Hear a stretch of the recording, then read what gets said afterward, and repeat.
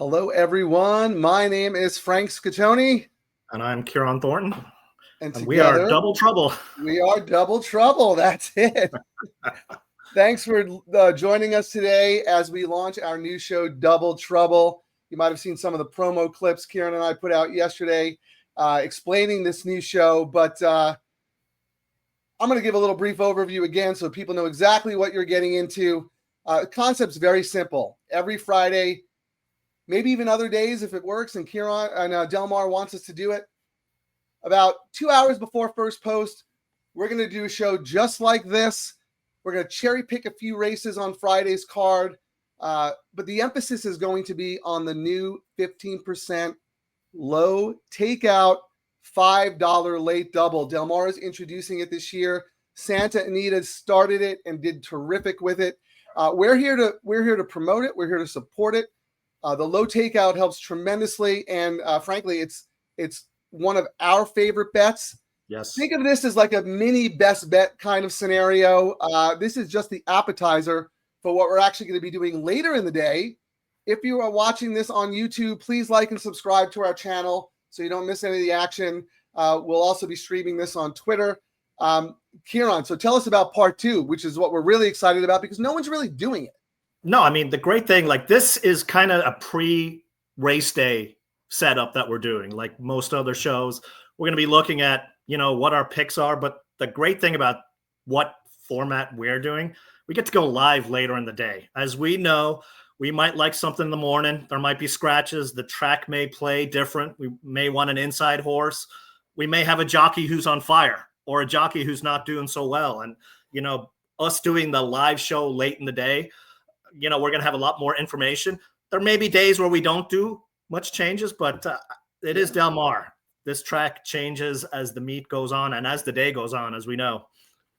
Well, look, yeah. So this is sort of like two buddies talking about the races before they begin, kind of having a game plan, thinking about where the opportunities might lie, and then focusing on that late double. So we're going to go live about 15 minutes to post after the Oceanside today. So that is race 8. So we're going to go live before race 9.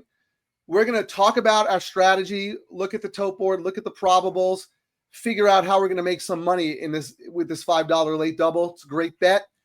I know I'll be alive after the first leg, but for Ciaran and those who aren't alive after the first leg, we're going to stay live through the end of the race. So we can talk about race 10. And I can help you get out on the day, because you whiffed on your double. More than likely, you'll be out in the first leg of the late pick 3, and then the double will be really saving your day, is what I foresee happening there, Frank. Yeah, I'm glad you mentioned that. We are going to the late pick 3. Del Mar has also introduced a new low takeout, again, 15%, $3 late pick 3. I have a somewhat different. I was going to say these bets are great. Sorry to jump in, Frank. But no, please do. That's the whole point. I don't think this is a great couple of bets we have here at Del Mar, which is why we focus on this low takeout pick 3, and especially the $5 late double. It levels the playing field for us. Right. We get to see what the odds are. It's a great way to get out of the day, as we've said, and it's a level playing field. We don't have the syndicates or the robots playing these things, so we're going to get actual fair odds when we make this bet. And we've seen some of the pays up at Santa Anita. They were quite large for a double, especially with the $5 minimum bet there. Yeah, I mean, the difference between 15% and 20% on the takeout, 5% of your money, that's significant. And because of the low takeout, to your point, Ciaran, the computer teams don't want any part of it because they're not getting their big rebates, So this is a pool for guys like us. This is the old school stuff. So before we actually talk about the races, we're going to talk about the festivities. It's opening day. It's a great time. Every year they have a hat contest. What do you got there, Frank? What do you got? Well, we need some luck of the Irish, especially if we're using your picks today. So there we go. There's my hat. That's funny. We both have mini hats. All right. I think I'm going to win. I'm going to win the hat contest. I'm the only guy entered today. I don't know. Well, we're going to put it to our viewers to vote. We'll see. Actually, I think we both look good. Maybe we should enter as a team and see if we can take all the money. Why not? Let's do it. All right. I'm going to take this off, but I might bring that to the track later. We'll see. All right, this is the kind of fun we're going to have all meet. This is meant to be fun. Yeah, it's going to be educational, but it's like hanging out on the track with your buddy, talking about the races and preparing for your big score later in the day, which we'll get to when we talk about the late double. What do you think of the card? I thought it was awesome and tough. Every year they do such a great job on this opening day card, and great as in this is a very tough card. The chalks may win, but this is the kind of card like every year at Del Mar could have some big long shots and big pays. Yeah, and even if you get a couple of favors mixed in, I think the card is going to play very well today. Yeah, the chalks will have to earn it. I so many races where the 5-6 contenders, they all look the same. They all look really good. A lot of it's going to come down to jockey and trip. And, as we know, this is a place where trainers and jockeys, when they get hot, you jump on it, but it's still early. So we don't know how the track and who's going to be hot and who's not going to be hot. So makes opening day very interesting. I always say it's good to play the trends, but you have to spot the trend before it becomes a trend and everybody else sees it. So yes. I know we watch the races dutifully, and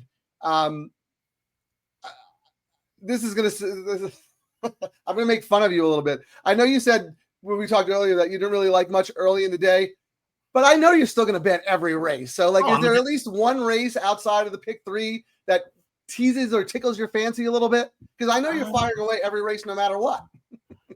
It was one of those, I actually had to be careful when I was doing my bets today because I thought it was really tough and, that I want to spend a lot of money early. Let me look here. I think I've got a long shot I like. Let's see here in race.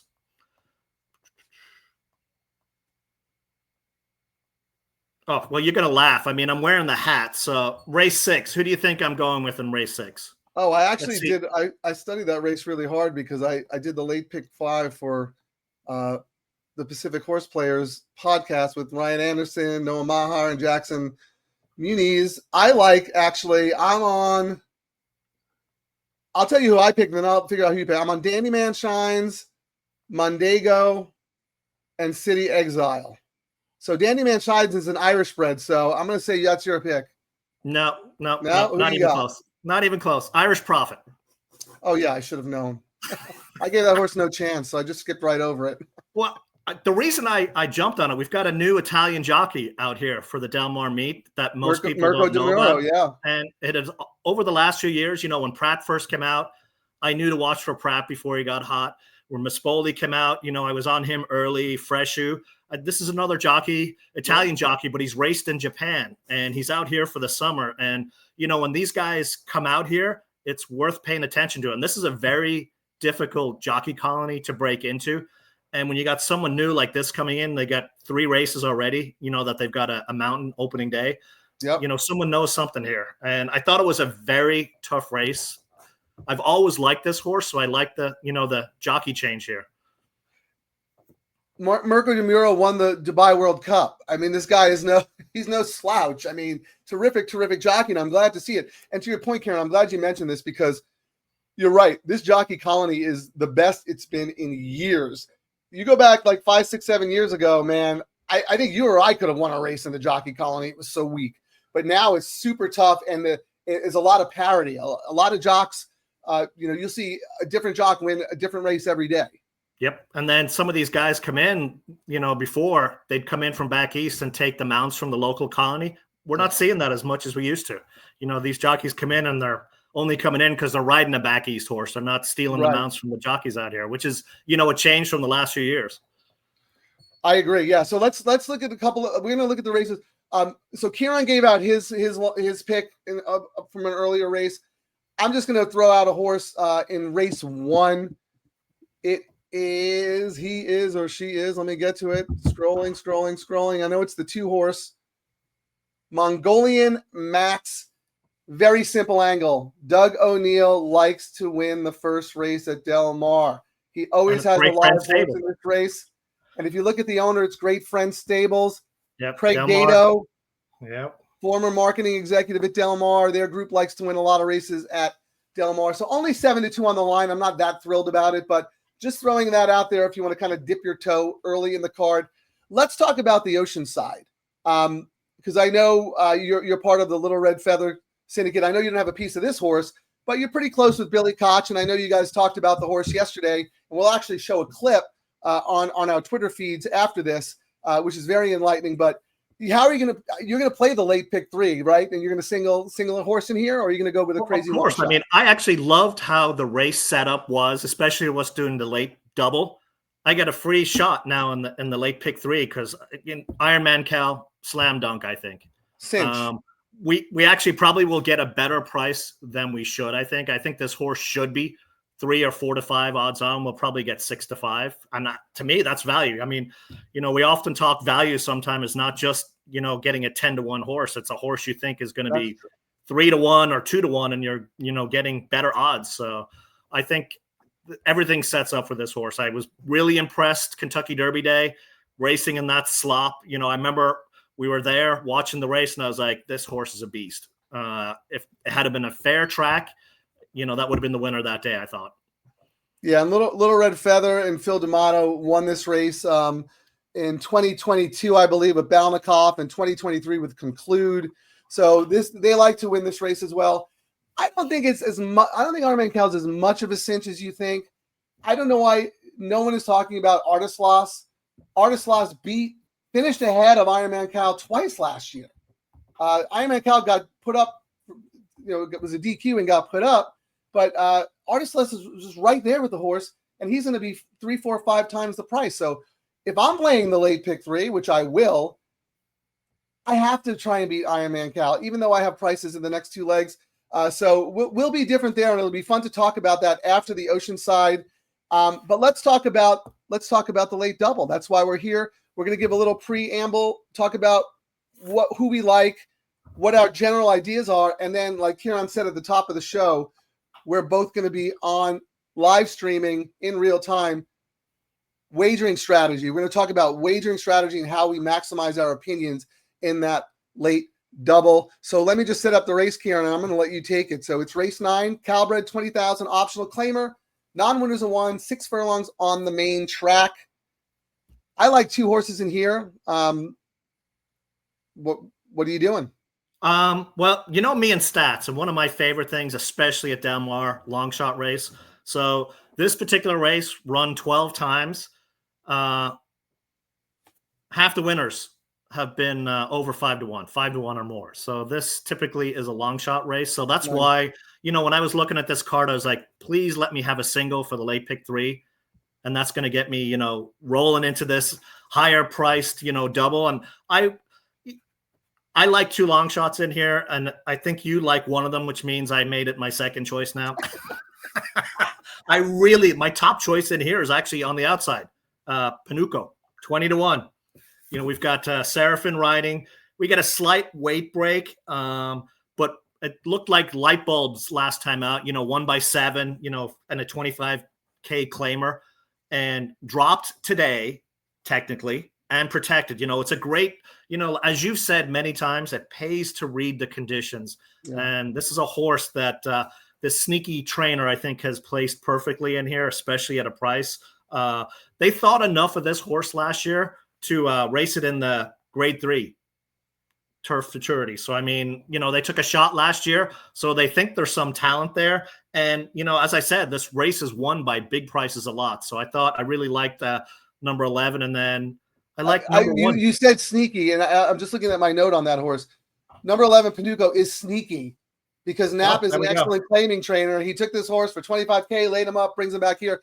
I will be using that horse because I like a long shot in the next leg. So I'm going to spread a little bit here, but I'm also going to go tight with my top 2 picks to, we'll chart the probables.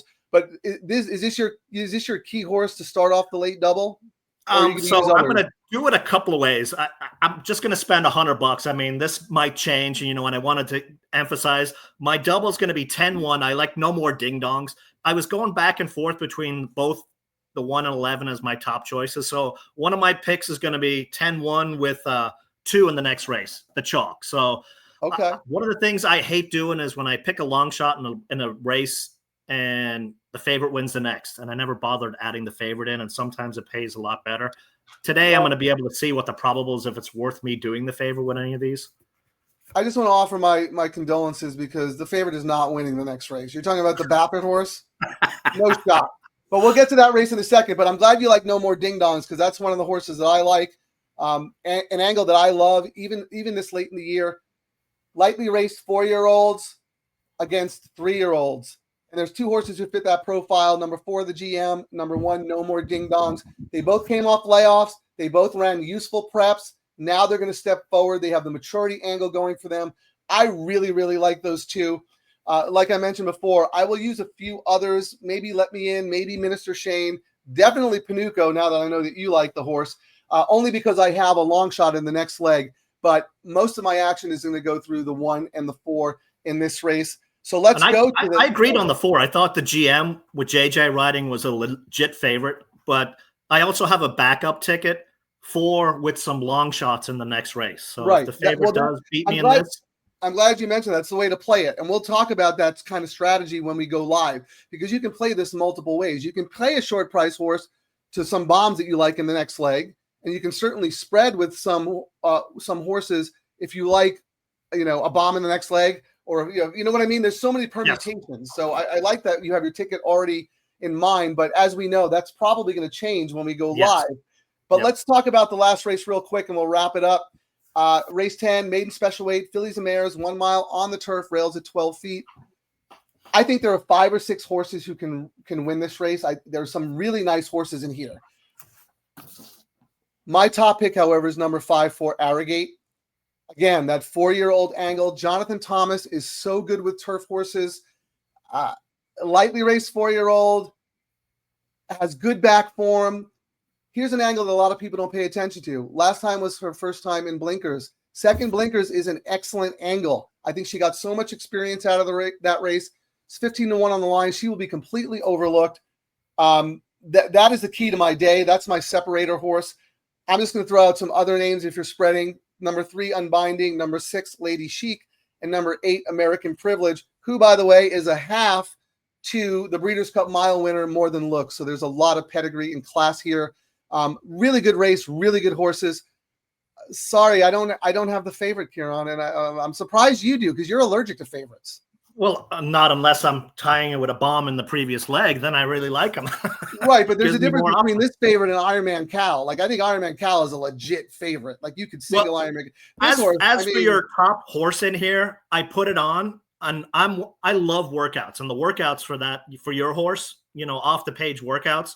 But you're on, so I might have to jump off maybe. Not that's your top choice, but my top choice in here is the number 7, Ribbons. Oh, I thought you said the favorite, Nafisa. I thought you liked the favorite. No, I was tying into him. I'm going for long shots because this is another race where, what do I have here? My stats are. So this race, 18 times it's been run, 12 of 18 times. So what, 67, 68%? A horse 5-1 or more is won. So we've got 2 long shot races, where they could come in. So, I have the favorite just in case, because when I don't bet a Baffert JJ favorite, even when they don't look good on paper, they usually torpedo my tickets. So that's like my backup saver. But my long shots, and I like number 7. Ribbons is my top choice in here. Powell's been on fire. He's won 5 of 8. Ships in for back east for the ship and win money. And, one thing I've actually noticed, when I've been going over the card for this weekend, I saw a lot of horses that came in from back east and raced at Santa Anita a couple of weeks ago versus waiting for Del Mar. Right. And usually, we see them wait for Del Mar for the ship and win bonus. So, this one, they waited. Bullet works since arriving here in California in May. If you look at the work since they got here, they were targeting Del Mar opening day and the ship and win bonus. I think it's a very, very sneaky price. And then this is our Italian import jockey riding Demuro. As I said, too, when I was staying in the previous race, I was using the favorite. If my long shots don't win in the last race, I'm using some favorites in here to get out, or some long shots with the favorite. So you're going to use long shots in the previous race to the favorite here, and then also play other combinations with your key long shot. Yeah, so I've got. In other words, you're a little scared to get beat by the favorite. You don't want to get beat by the favorite. Okay, yes, I get it. I understand. We'll see who's laughing later today. You'll be crying there going, I should have listened to you yet again, Ciaran, except it's going to be on the record. We'll have some fun. We'll each bet $100 into the double, and we'll see what happens. And come back and join us live. I started at the top of the show. I'm going to let Ciaran take us out. Hey, everyone, please like and subscribe our channel. We are going to be streaming on X under Frank's Twitter account at Scatoni Sure Shot right now, but we'll eventually have a Double Trouble live dedicated Twitter feed for this. And we've got an Instagram, Double Trouble Live, as well. We'll start pushing, links out to all of this as we go forward. But this is, opening day weekend. It's going to be really busy. Bear with us as we navigate through this new show. But we're really excited about it. I hope you guys are too. Yeah, to Ciaran's point, the show this afternoon won't be streamed on YouTube because we're having technical difficulties setting it up. But in the future, it will, and it will be archived on there. But obviously, we will stream live on X through my feed for this week. And we're going to have some fun. It's going to be a great meet. I can't wait. Can't wait for the beer festival when you drink your 0% Guinness. Oh, that's the greatest drink. If I gave it to you and you didn't know, you'd think you were drinking Guinness. But that defeats the purpose, man. Well, you usually drink them after you've had 10 other Guinnesses. To escape reality and bad beats and putting up with you all day. Well, people get to see how every last race at Del Mar for the last few seasons, how we help you get out of your betting for the day. All right, everyone. I'm so excited about this show. Ciaran and I have talked about it for a very long time. We finally get to link up and host our own show and cater to the wagering public. We really want to focus on wagering in the afternoon show. This was more about selection and game plan, etc. So I hope you'll join us throughout the meet. Give us any kind of feedback. You know where to find us at the track. We'll be at Quigley's Corner in the clubhouse side. Can't miss us. And we'll see you guys later today. 15 minutes after the 8th race, we'll be going live stream on X. That's right. And we'll both be at the track. So if you see us, come say hi. As we like to say, if you don't hit the late double, you go home in trouble. Don't go home in trouble. Listen to what I have to say. All right. Thanks for watching, everybody.